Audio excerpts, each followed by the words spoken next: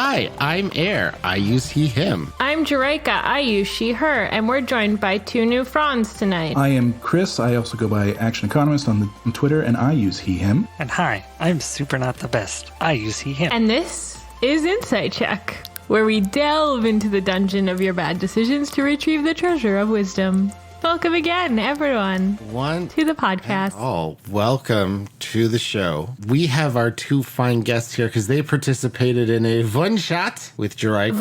Jerika and myself. Wunderbar one-shot. Yes. Playing Troika, which we're going to talk. I really hope that isn't a bad word in German. No, it's just wonderful. It's it just means wonderful. One-shot? Oh, one shot. Oh, well. I don't think that's a word in I'm going to pray tonight to the German gods. Let's they, erase all memory of the word one-shot from the language. Yeah, there we go. But yes, we're going to talk about that session in just a bit. But before that, we're going to get into a dungeon crawl. That's dungeon crawl for everybody else. For those that don't speak Monster Truck.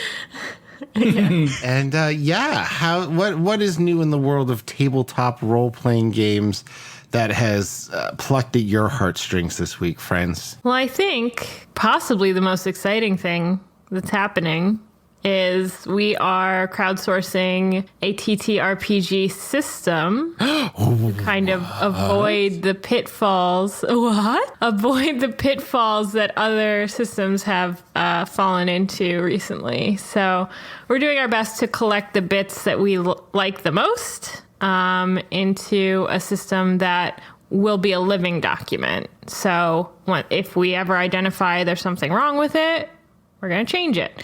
And for now, it's meant to just be played sort of, you opt into playing it, but Jay wants to play it possibly with his groups. Never thought about that term, but if it's a living document, when it finally is, ready for print, is that you plunging a knife into its beating heart? Like, yes. Yeah, no, you're a dead Well, document. that's the first version, right? That might be extending the metaphor the wrong way.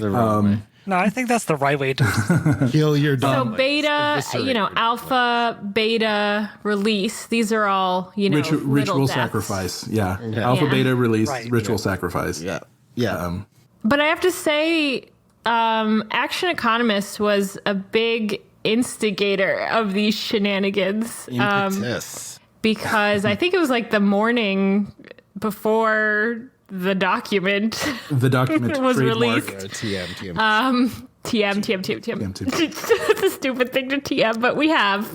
as a happened. lawyer, you should Yeah, exactly. Anyway, ActionEconomist was like, hey, it'd be cool if Insight Check leveraged their influence. Well, that wasn't quite how you put it, but that's what I got from it to do this. It's actually something that I've been thinking about for a while because we've all been in this very large community. There's a lot of overlap between the Insight Check podcast community and then the Shadow Council for the C team. There's a lot of overlap there, and it's Small folk as well. Some D&D Beyond because Jay's got his fingers all in that. Right? Yeah. Yeah, there are some, let's call them spheres of influence. Yeah. Exactly.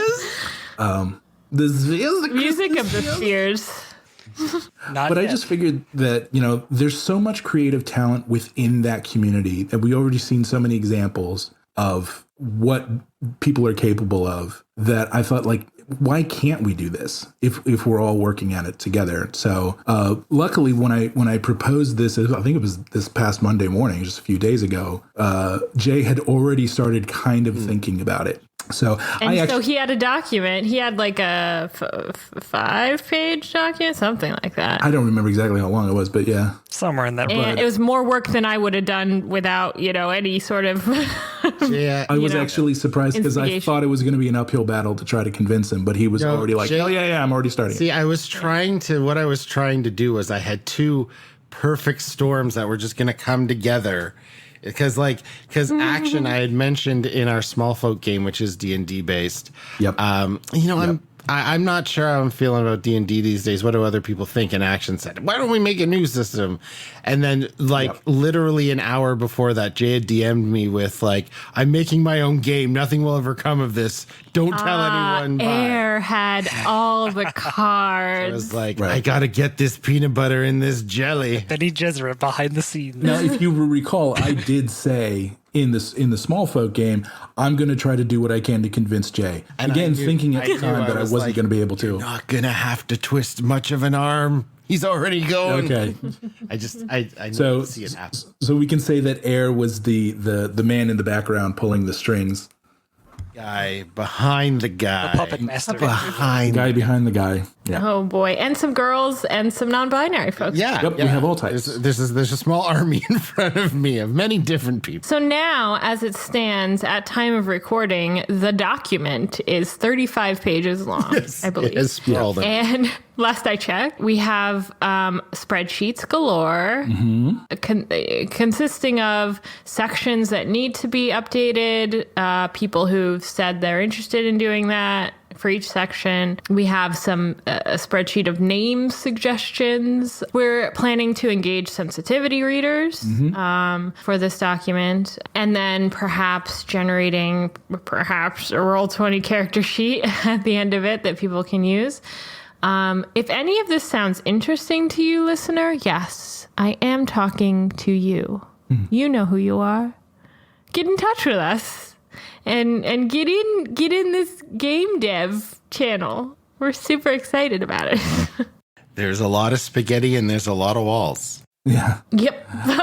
Yep. More than 6. Well, more than 4 walls and a ceiling and a floor for sure. That's the power of the internet. You have as many walls as you want. So my hope at the end of all is that we have something that we can release under Creative Commons, so that way we can say this is still our thing, but please feel free to take it and do with it what you will, kick the tires of it. If I want to set up a thing where if people find ways to improve the game mechanically or what have you, that they have a channel that they can send us those notes, and we can just start to, like you said, like a living document that we can update it as we go along. Because I feel since this is starting as a community project, just expanding it to a much larger community just kind of makes more sense to me. For sure. And I've heard Jay, the always the devil's advocate Jay is, saying, we don't necessarily have the person power to create such, a robust enough system that's going to be compelling and fun enough to play, because we don't have hundreds of employees. But at the end of the day, we might actually be able to leverage hundreds of people. So absolutely, we'll see how it goes. Worst comes to worst, we make something that nobody wants to play. No, that's not right. I shouldn't say that. Yeah, it's a possibility, but we'll kill that version. That'll be sacrifice. That'll be sacrifice number 1. We don't talk about the first document. Over the bones and corpse of this version will rise a new, perhaps, hopefully better, more well-equipped for this world version. It does make me happy what a Frankenstein's creature it is, insofar as it's everyone's I like how this system does this. Let's add that. No, I like how this is. It's my best. That's my absolute favorite part, because we do have a lot of friends that have a lot of knowledge of different systems and how they work. And we've been discussing it. We discuss it all the time in Inside Check Cast, where it's Star Wars is the best and does everything really well. So maybe we should just play D&D Star Wars. No. But, there's some shortcomings to all systems. And so, the goal is to make the one system to rule them all. Yep. Oh. And in the darkness, it's that XKCD topic. There's 15 competing standards. This is ridiculous. We should create one that meets everyone's use cases. There are 16 competing standards. Yeah, exactly. So we all realize that this is a foolhardy endeavor, but no, we are fools. Once we're done with it, that'll be it. Yeah, we're done. Yeah. Nobody ever has to make another TTRPG ever again. We're done. We'll drop the mic. It's fine. We got it all. Got it in one, boys. Or nothing. Got it in one. We out. Mic dropped. Yeah, we went in. We ransacked all of your TTRPGs and took their meatiest bits, and then we slapped them all together into the homunculus. That's dangerous territory. We gotta be really careful. I mean, all you have to do is edit that out of the podcast, and that's not a statement anyone could ever bring up in court. I'm just saying, if it's edited out of the podcast, there's no problem. Mental note, Jay. Anything? Plaintiff, may I exhibit A for the court? May it please you? That's the title for this podcast. Boy. This episode is Exhibit A. Aaron gets everyone sued. So we're really excited about being sued in the near future. I've had no involvement with this production whatsoever. I'm going to legally distance myself. Goodbye. Everybody fades into the bushes like we're Homer Simpson. Before we get sued, let's talk about our new favorite system that we're definitely going to take things from. Or probably not. And we'll talk about why. It has 3 stats. The game has 3 stats. We've already started. So Troika. Yeah. Troika. The closest I've ever come to Ghibli in real life. Ghibli in real life? Whatever. I've been trying to come up with an appropriate metaphor that describes this game for the past 2 weeks since we played it. What I've come up with is it's like if Wes Anderson dropped a tab of acid and then tried to recreate D&D. Yeah. That's what it feels like to me. Yeah. Especially the adventure we played was like the Supreme Awesome Marigold Hotel or whatever the fuck it was called. Except exactly. Through the lens of drugs. Yes, for sure. So I just Googled it. The Japanese katakana is Jiburi, so it's Ghibli. Yep. Oh, there we go. Oh, I thought you were looking up the Japanese katakana for Troika, and I was like, this is... Troika? Troika. It would be Troika, probably. Anyway. 2 is not a thing. It is... Down this rabbit hole. Drag me out. Okay. Jerika, just come on out. It's okay. The sun feels nice upon us. It burns us. Troika is, it is planescapey. It is spell jammy. Yeah. If that's your bag, it's definitely got that kind of it's very much got that Douglas Adams, the universe and all of creation is so big that your sense of normalcy is comically out of whack. There. Yeah. It kind of makes sense that it's Spelljammer. But disclaimer, monkey eating. If you're not into that, well, there is in the book any monkey eating. Yeah, there is though. The edibility of the monkeys was not set in stone, so I determined it. There is a monkey monger. The monkey's monger is not selling them. It's not a monkey class. manger.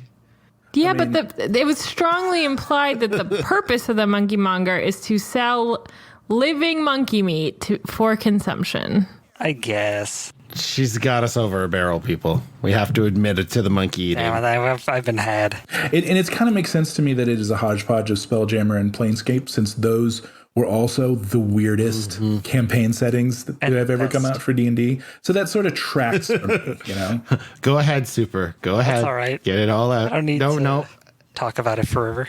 But I feel like the weirdness of this game is one of the things that is in its favor for me, right?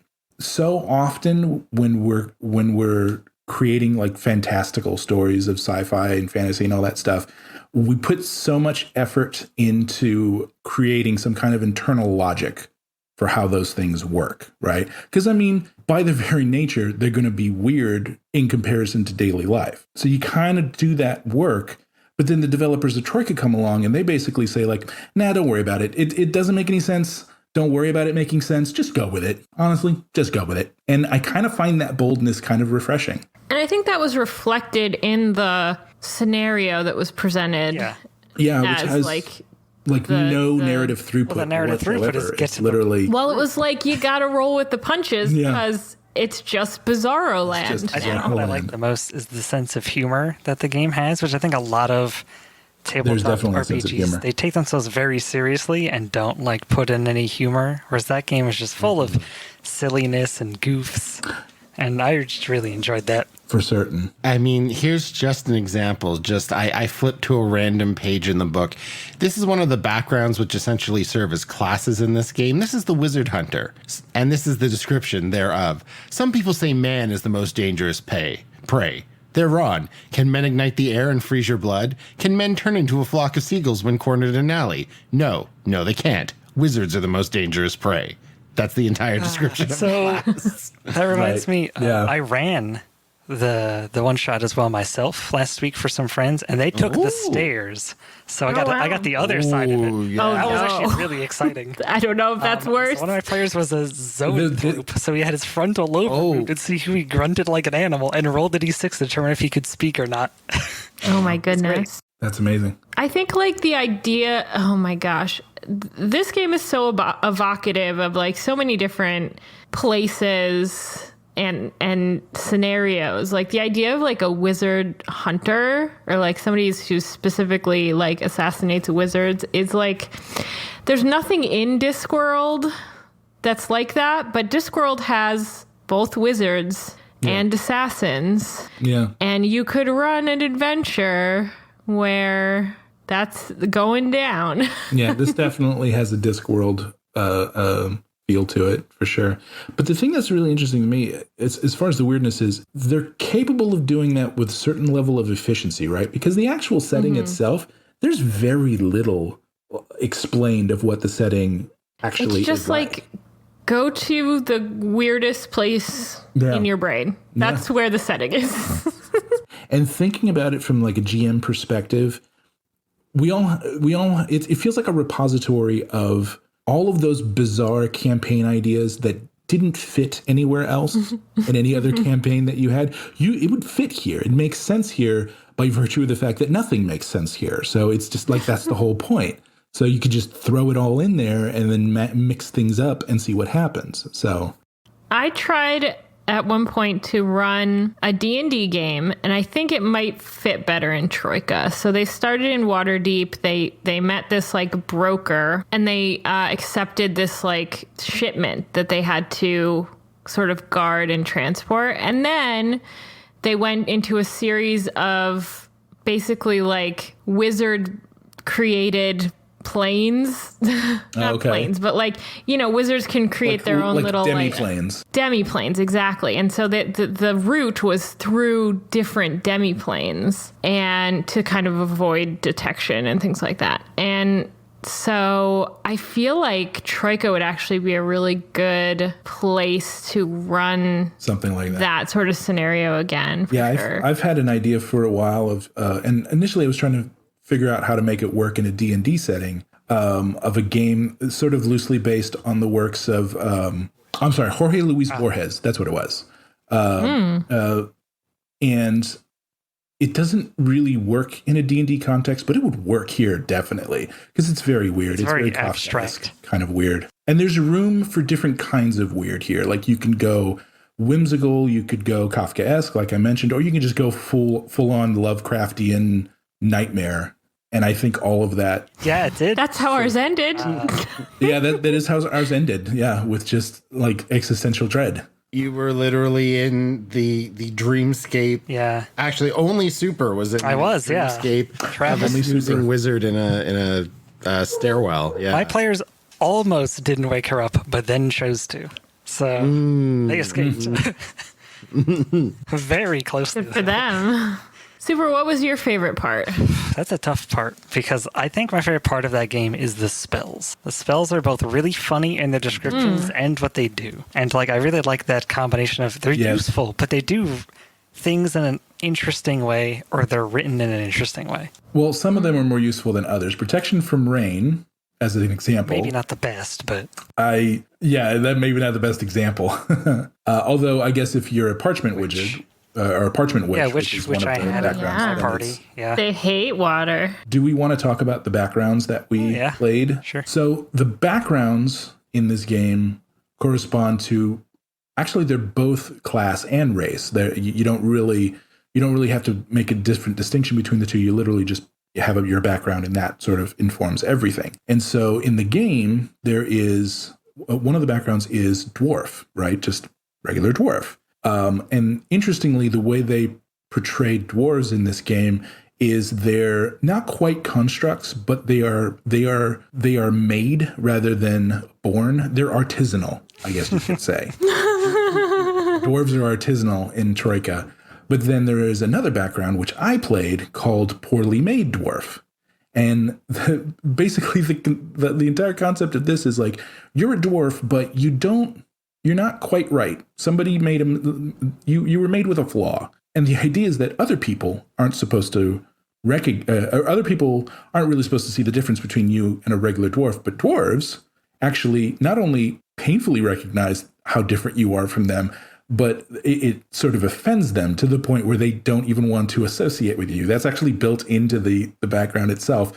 I can't remember exactly where it says it, but it talks about they regard you more as like furniture than people. So then someone in the when I mentioned this in the ICP Discord had talked about, well, you should get a name from the IKEA catalog, which sounded like such a great idea. So I did look through the IKEA catalog, and I eventually found a sleeper sofa named Ballcarp, and it's arguably the best dwarf name I've ever heard in my entire life. I had to go. Pretty with it. rock solid. It really is. I thought it was like you transposed some letters, so it was supposed to be like call barp. I don't know. Yeah. It's fine. Patrick. No, it's literally, Patrick, right? Yeah. No, it's literally, if you go into the IKEA catalog, you will find a sleeper sofa named Ballcarp. I was very torn for backgrounds because I did not follow the rules. You're supposed to. I cheated at the weird, absurd game. Oh, did you? Weird cheating. So we'll talk about that in a little bit, but did you pick it instead of rolling for it? No, I did both. Okay. And the one that I rolled, I was not super interested in. Let me see if I can. 1 second. Let me see. Well, because you played the Chaos Champion, is what you. I surely did. Vamp for time. There's a class in here that's all about the religion of pissing in ponds. Oh, yeah. That is true. The Fowler of Ponds. Is it? Yeah, the Fowler of Ponds. Yeah. That one's weird. And then, but then, like, right next to it, there's one that's actually very, very sort of normal. Burglar. Yeah. Just a simple burglar. Yeah. So it kind of runs the gamut. And then the next one is the Caucagen. There's these backgrounds are so evocative in like 4 sentences or less. Mm-hmm. And I think it's like a strength of this small document. So like Claviger I was looking really into. Cool. Claviger is like obsessed with keys and like opening doors and things like that. I really thought about Parchment Witch really hard. It's like a crone, but like she's made of paper, or she puts a facade on that she's not a wizened old woman, but she is. It reminded me of the villains from the Kubo and the Two Strings. Oh, right, yeah. And then there's like, I don't know, there's really super interesting stuff. There's like Rhino Man. Like I was leaning towards that one pretty heavily. Where there's a name that was like, oh, here we go. Fellow of the Sublime Society of Beefsteaks. I love that. That one's so good. I don't even care what this background is about. Just the name. The best thing about that one is there's a line in there where it's like, words can't build a house, nor could they sear a steak. But you know what can? Might. Yeah, exactly. So there is one I remember of reading. Let me see if I can find it. So Chaos Champion says, you no longer don the spiked brass armor, but you still have the ear of your Chaos patron. they're happy for you to experiment with not plunging your world into disorder and ultimately darkness, but the door is always open. Like, what does that even mean? Like, okay, what the thing that was most intriguing to me about this background is the connection to the Chaos Patron. Yeah. Like, I thought that was really interesting. And at the end of like the very short list of things you receive was you get to name your patron and you can call upon them for aid once per day. I failed my roll. I did not. Did you roll? That's right. You did roll. I did once. right at the beginning. Yeah, because you have to roll 3 6s on 3d6. Or D666. Ha ha ha. Yes. The number of the beast. So I decided that my Chaos Patron was the Queen of Clubs and that I was a Knight Emeritus of Clubs. Because this, I don't know, like the drawing style, like the illustration style really like reminded me of like card decks, both like playing cards and like tarot cards. Yeah. Yeah, they do feel very tarot card-ish, the artwork that came with the background. They're like, reduced palettes and I don't know, just like very, the characters kind of feature very strongly sort of in the center. Yeah. Well, that's why, like, the character that you played, Super... Yeah, the Langsquinet. The artwork, the Lansquinet, I don't think it says anywhere in the actual description that I have 3 arms and 3 legs, but I sure do. Yeah. But I mean, yeah, because when you look at the artwork, you're like, clearly they have 3 arms and 3 legs. So there was one background here. Let me find it. Here it is. Red Priest. Now, mechanically speaking, Red Priests are like the toughest background out of all of these, right? Like, because they get a great axe, which functionally was like a great sword, which is like the best melee weapon in the game. And then they have like 3 really, really awesome spells. They have like an AoE blind spell. They have like a firebolt spell. And they have something that's essentially like create bonfire. Like they're actually really, and they have modest armor and everything. So they're like really powerful. But then when you read the description of it, they're fat shamers. Oh, no. Yeah, it's very problematic. Here, let me read it. You are an evangelist of the Red Redemption, wandering confessor, cauterizer of the festering wound of sin, the constant accumulation and recreational consumption of mass. How can your spirit fly free while shackled and flabby? So it's like they're fat shamers. I think it's in opposition to like the eaters. There's like a society of eaters. Is there a society of eaters? Lady, oh gosh, what is Ladies somebody society Miss Kinsey's of Dining eaters. Club. A member of Miss. Oh, Yeah. that's And, right. like, you get like metal teeth or something as like that's really Interesting one. yeah, so it's almost makes like sense. it's so interesting because like then those two are like set up to kind of oppose each other, Yeah. but like only in concept. Like there's nothing in the document. Nothing. Excuse me, we they're can't call it the enemies. document in the rules for Troika that sort of say these two groups don't like each other. Yeah. One thing I really like about the game is that it does something that I always enjoy in world building, where like when Jerika, you were describing the Chaos Champion, it's like you no longer wear like the brass-studded armor, and you're like, what does that mean exactly? Who knows? It's left up to your interpretation, which I really like, because like it mentions things and it mentions places as ideas, and it says, take that as you will and work with it as you want, and it's like, very interesting.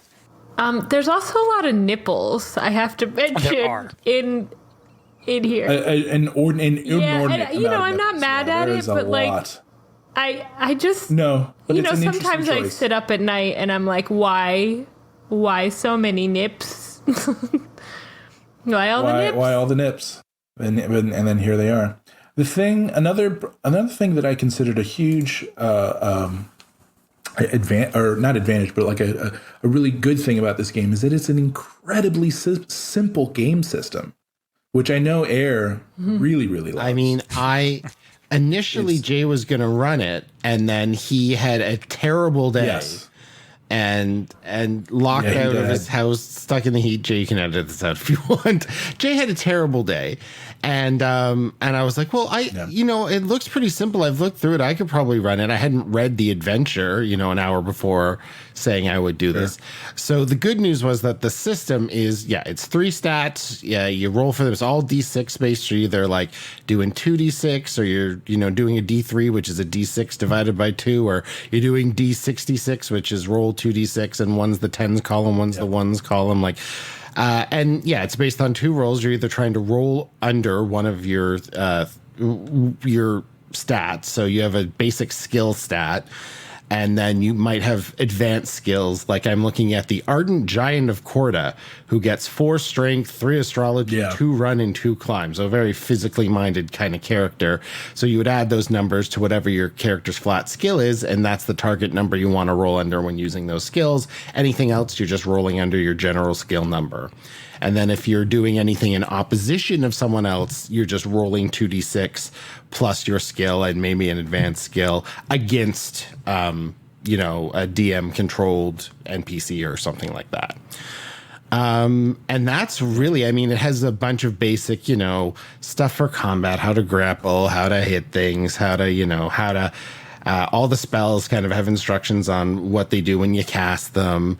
But it's super quick to pick up. And what's really nice is, the backgrounds, which are like a combination of race and class and equipment and the skills and spells and anything special about you that you have, you just roll for them. So there's options of 11 through 55 because it's 2 D6s.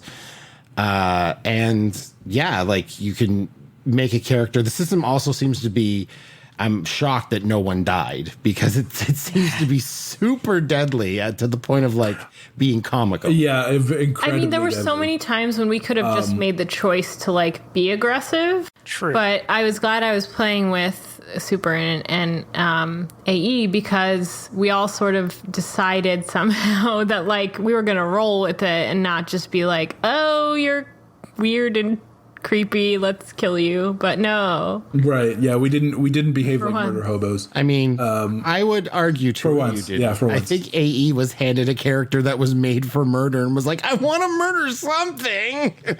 No, that was Super. Sorry, Super. Super. That's what I meant. I had my hand on the gun at all times. Yes. He had his hand on the gun at all times. I think with regard to how simple the game system is, one of the things that I've thought about, the success of 5th edition is kind of a double-edged sword, right? Because on the one hand, there's probably more people playing tabletop RPGs now than probably ever have. Like, ever, really. Like, there's literally millions. But the flip side to that is a good portion of them have probably only ever played 5th edition before, right? And 5th edition is, I'm not going to say it's complicated, but it's a robust system. There's a lot of mechanics to sort of wrap. I've been playing for 5 years. It's very pretty involved. Much solid, and there's still rules that I don't remember or I don't even know about. Right? Yeah, exactly. Yeah, Jeremy Crawford might be the only person on earth that actually knows all of the rules of D&D 5th edition. So if you go to someone who's only ever played 5th edition and say like, hey, let's take a break. Let's do something like Pathfinder 2.0, right? And they'll say, well, I just got a handle on 5th edition and you want me to learn another big, long system? They're likely to say no. Whereas this, it took Air, 2 minutes to explain about 90% of how the game works. And that was it. So there's like no barrier of entry for a game like this. And I think that works to its credit. I think there is one low barrier to entry, which is you have to be willing to go with it because I feel like this is I know people who would read this and be like, this is absurd nonsense. I cannot. Right. But you have you just have to be open to what the game is offering. Yeah. Yep. Trying to do. Yeah, for sure. Yeah, that's true. I would definitely say that. It definitely takes a person that is almost looking at it not so much as a pure game, right? There are some people that sort of, look at tabletop RPGs in that sort of fashion. And this one, there's a lot of narrative emphasis in this game. So, and the narrative, like we said, a million times by now, is very weird. So you really, really have to be into that sort of thing. But if you are, then yeah, this is the game for you. Definitely. I will say the upshot of not having read the adventure fully before running it is it's a great little adventure. It's about moving up the floors of a very strange hotel. And each floor is essentially a discrete kind of step along the process. So when I had gotten to the point where I had no longer read ahead, I was, we take a bathroom break and I was reading it. I'd be like, really? Are you it's fucking ludicrous? How am I going to do that? That's what happens next. It was because it's so weird. I remember like a tiger tamer just ushers like 3 tigers into the elevator that the party's traveling on and says, you know what? I got too many tigers here. I'll have to catch the next one. And that is written into the scenario. Yes. Yeah. And you all heard tires, I think. Yep. And I was like, man, I'm not reacting. I thought this was so ridiculous. And I thought tires was ridiculous. Yeah, same. But less deadly. Yeah. So I was thinking like big tractor tire. Yeah, and I was like, why are they putting tires in the elevator? Yeah, that's right. We did hear tires. And then as soon as I spelt it out, you're like, That's a lot different. And then the red-robed monkey that operates the magical elevator starts pulling on the tiger's tail, and yeah. But that was probably the most, within the domain of banal things that happen, right? Like that cloud, the deadly cloud that came in. That one sentient cloud. That's just it almost killed some of us. It's on such a higher level of existence it forgets that we need to breathe. Yeah. Yeah, exactly. That's the explanation in the book as to why it will kill you. Is that what it was? Yeah. Is that what it says? Yeah, that's funny. It's just like, oh, right. Yeah. So that's why it's kind of nonplussed by suffocating you. And then what was it? Was it a mouse that was in the wall that had like the little gift shop?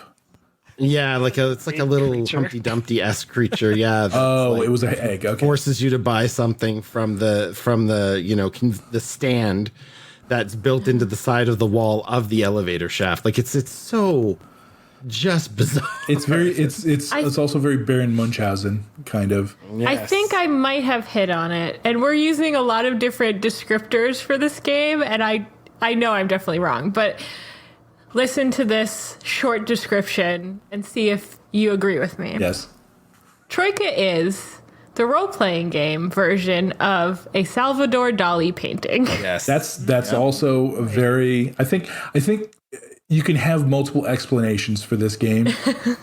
Yeah. And that is certainly up there. It's all correct. Yeah, it really is all right. Exactly. It is fiercely postmodern, for sure. For the sake of being weird. Yeah. Now, Air, you have treated with the philosophers in the past. I wasted money on that. Go on. Do you think that your sort of I don't know if interest would be a good way. Your sort of experience with psychology at all colored your reading or interest in this system? I mean, it is. I think my reading of Hitchhiker's Guide to the Galaxy colored it more so. Like, I don't know if I would call these Jungian archetypes or what have you. Like, they're definitely being pulled out of someone's nightmares. I'll give you that. Yeah. I feel like there's definitely like some connection to dreams or altered states here. Yes. I think I would say that it has room for that sort of thing. Room. Yeah. My favorite part of it is that there's absolutely zero, like, this is the world. Like, even the fact that the word Troika is eponymous because it is like the name of the city at the center of this entire weird magic sci-fi kind of reality that they're kind of painting, but there's no descriptors. Nope. There's nothing about here. There's no pictures of here's, the cosmology and blah, blah, blah. It's all hinted at in the spells and in the items and in the backgrounds and whatnot. And so there is like, it is a wide canvas to paint upon. and you kind of just have these little touchstones here and there to work from. So it really lets you make it yours by being so bare bones and not just being like, here is the set. Absolutely. Yeah. Yeah, it's not a 200-page setting guide. It gives you just enough. Soft Yeah. instead of hard. It doesn't define all the edges for you. It lets you fill them in. Yeah, for sure. Yeah, which is something I would clearly note in contrast to Planescape, which is incredibly well defined. There are That's true. several No, books that's true. There's maps. with lots of content in them that I've read that tell you basically everything, where everything is and what it does and what it's about. And so it's like, that's a very cool contrast between the two. Is like, Who not to tick off and sigil. yeah. Like, Here is a listing of all the doors. Yeah. Just every single door. Yeah. and I'll never say sigil. I'll always say sigil because I refuse to say it wrong. See, here's the I'm Switzerland on that one. Sigil, whichever one you want to call it. It's a funny city to me. Do we have any complaints about the game? The initiative system. Yeah, that's exactly what I had in my wanted notes to too. use it, and I never wanted to look at it. Where you take tokens representing the characters and the enemies, and you throw them in a bag, and then you pull out the tokens to see who goes next. Yeah, it was I didn't so want bizarre. that. How did you describe it, Air? Something about Like poker chips, like a stack of poker chips, but it's not a stack, it's a bag of them. right? And it's supposed, like, their rationale is that, like, because you're just drawing randomly out of the bag, and there's also a token that ends the turn. Right. So you might start the turn and end the turn by drawing out that token. See, It's meant to, both emulate the panic and hesitation and incidental delays from the tense encounter of combat or whatnot. But it's also meant to be just as ludicrous as the rest of the game is. as the rest of the game, yeah.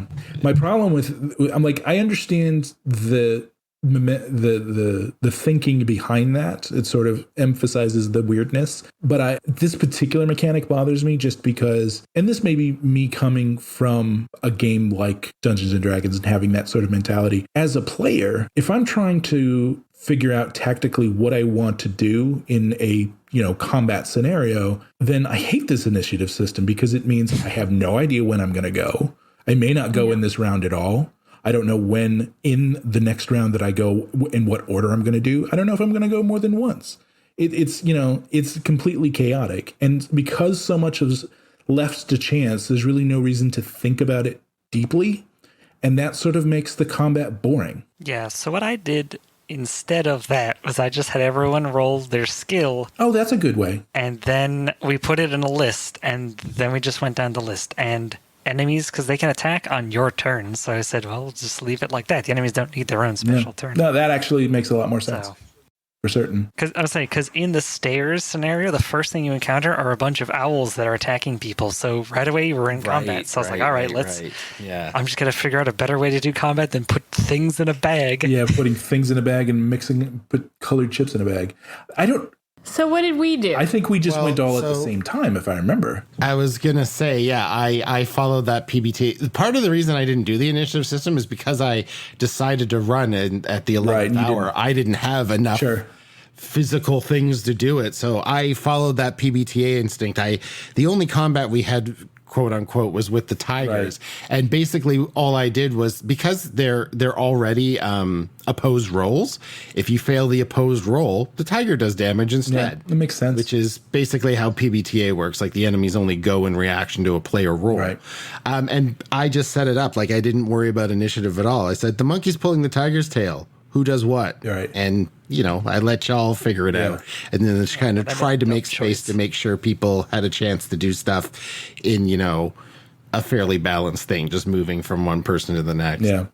Also, there was another weird thing that they had in here, but we never really got into it. Did anybody read the rules for the equipment space? Oh, that was so weird. Did. That's so bizarre. You take your equipment and you put it on your equipment list. And then when you want to grab equipment, you roll a dice, and then that determines what item you get out of your bag. Well, you have to roll over the Yeah. item, like the. I think you had to roll. No, you had to roll where under. it is in your inventory map. Yeah, like it had to be at the top of your inventory if it's something you wanted to get that round. So like you couple that with the initiative system where it's like maybe it took 3 rounds to actually get to my turn and now I have to get something in my bag. Oh no, I missed it. I'm not getting it this round. When am I going to get it the next round? It's like you're sitting there for 6 rounds fumbling in your bag trying to get like a knife or something. It was a very weird, arbitrary system. And again, like we said, it's sort of like it's being weird for the sake of being weird, and it does add to the ambiance of the game. But I think in some cases, those mechanics sort of got in the way rather than from a logical perspective rather than like enhancing it. Following an aesthetic for lore purposes is great, but following an aesthetic for mechanical purposes can sometimes run you afoul. Yeah. And I think the initiative system is that. The other thing we didn't really use is one of your stats is luck. We didn't. The GM can have you test your luck, which is like essentially like a saving throw, or if you're just in a bad situation, it's a chance to get out of it. Yeah. So that was one of the reasons why I did not choose to be the Parchment Witch, because they have to roll luck for certain things related to like them being who they are. Yeah, because they're undead monsters with paper around them. Yes. And I had rolled very low luck. So I was like, nope, I'm going to get disintegrated very quickly. Well, that's the other thing. And I would say, I think this can transition into like my other big problem with this game is that sort of the way it's designed, you don't really care about your character that much, right? Because like, you have to roll like if you play it. I don't even know if you have I don't even know if it makes you pick a name. You picked a name, but I don't know if it makes. Yeah, I don't remember reading anywhere. Maybe they just assumed that you will pick a name. Well, if I may, so very nonchalant with death. Yes, if I may, like 4.4. Yeah, adventure. Yeah, if you die, introduce their character on the next floor. Yep. Hello, new friend. Yeah, that's the text. Yeah, exactly. 4.4 death. You may immediately make a new character if you die, while others mourn your loss and fight over your possessions. Right. Yeah. So it's exactly. Yeah. That's like it's and again that is there was because it's a combination of two things. One, if you play it rules as written, you're rolling for your background. And the problem I have with that is if you get a background, you have no idea what kind of character that you're going to get, that you're going to create with that background. I mean, like, how well are you going, like, hey, you're a wizard of the School of Friends or whatever it's called. Like, you don't have an idea for how you could play something like that? Well, too bad. That's the character you're playing. So it's like you're not really engaged in that person. And then when you add the fact that the way the stamina works, you're like we mentioned before, your characters are really so fragile. Like if you're a spellcaster, you're using your health pool to cast your spells. Mm-hmm. Mm-hmm. Yeah. I don't know about the rest of you, but that tiger hit me and took like half of my health in one shot. Mm-hmm. So my problem with it is that it makes the characters feel disposable. And then as a result, the player's going to feel less engaged with the character that they're playing, and by extension, the game itself. So yes, that's probably my biggest problem with the game. And I think all of these things, there's pretty easy workarounds. So for example, like air adjudicated initiative, we kind of ignored the item stacking. And we actually thought about our characters a little bit. So, these things we can put Band-Aids on these things. Yeah, it's not really meant for a long-term campaign. I don't know that there's enough meat on the bone. Like even the advancement, when you look at it, is really just improve your core stats and maybe get another advanced skill possibly. Like there's not a lot there. It's really meant to be like a quick pick up and play if this is your kind of aesthetic. I think you'll have a fun night. I could play more than like a one shot. I think I could do a short campaign, something that's maybe like a quarter or half as long as like a typical 5th edition campaign. With like a few, and it's probably like episodic, but like maybe 4, 5, 6 games worth. I think I could probably do like and string that along. But I would do like, first of all, I would let players pick their background rather than roll for them, because I definitely would want them to do that. I think when they roll their stamina,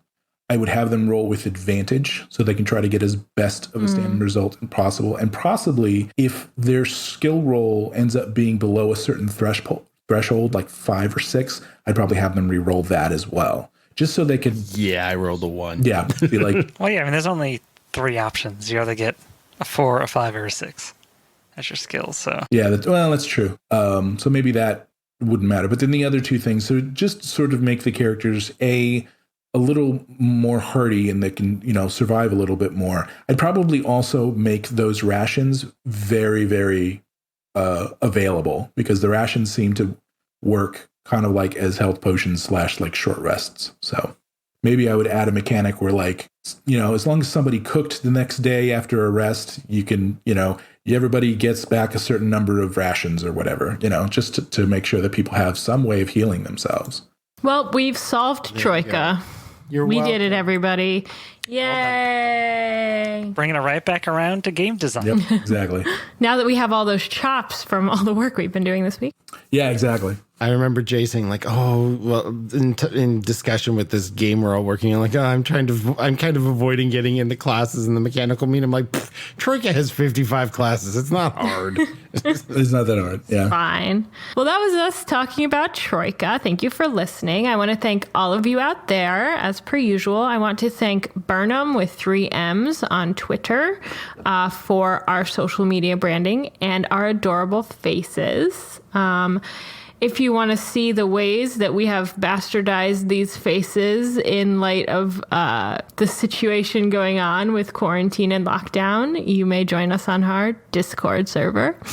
Let me now take a moment to thank Vinsvept for the use of their song Never Stand Alone for our theme. There is also a lyric version. If you're into that sort of thing, I highly recommend it. You know what else we like with recommendations and things like that? 5 stars on your podcast app if it's available for you. You can do that for us. I don't know if that was at all understandable. But as per usual, answering your cues from our collective A's, this was Insight. Check. Yay!